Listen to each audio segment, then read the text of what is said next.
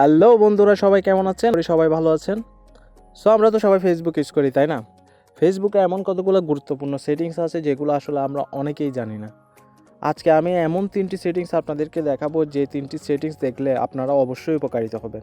So চলেন আমরা দেখার জন্য ফেসবুক অ্যাপে যাই। যাওয়ার পরে 3 ডটে ক্লিক করব। ক্লিক করার পর দেখেন নিচে সেটিংস এন্ড প্রাইভেসি আছে, ওইখানে ক্লিক করব। তারপর সেটিংসে ক্লিক করব, ঠিক আছে? করার পর দেখেন প্রিফারেন্স একটা অপশন আছে, ওইখানে নিচে মিডিয়া অপশনে ক্লিক করব। আমার প্রথম যে সেটিংস সেটা হচ্ছে ভিডিও কোয়ালিটির নিচে দেখেন অপটিমাইজ নামে একটা অপশন আছে, ঠিক আছে? যারা ওয়াইফাই ইউজার আছে, যারা ওয়াইফাই থেকে ফেসবুক ইউজ করি আমরা, তারা অপটিমাইজড অপশনে টিকমার্ক দিয়ে দিব। তাহলে কি হবে, আমরা এইচডি কোয়ালিটির ভিডিও এবং পিকচার আমরা দেখতে পাবো, ঠিক আছে?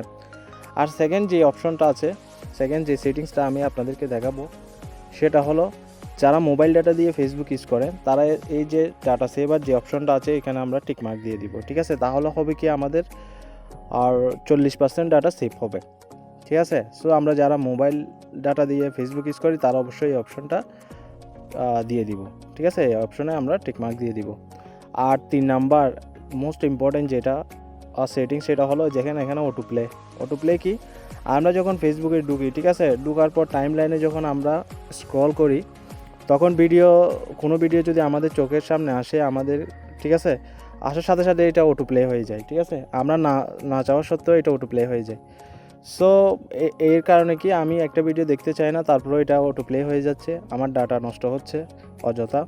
সো এটা না করার জন্য অবশ্যই আমরা কি করবো, এখানে দেখেন অটো প্লের নিচে নেভার অটো প্লে ভিডিওস আছে, এখানে আমরা টিকমার্ক দিয়ে দিব, ঠিক আছে? তাহলে হবে কি, আমি যদি না চাই ওই ভিডিওটা প্লে হবে না, আমি যদি ক্লিক করি তাহলেই ওই ভিডিওটা প্লে হবে।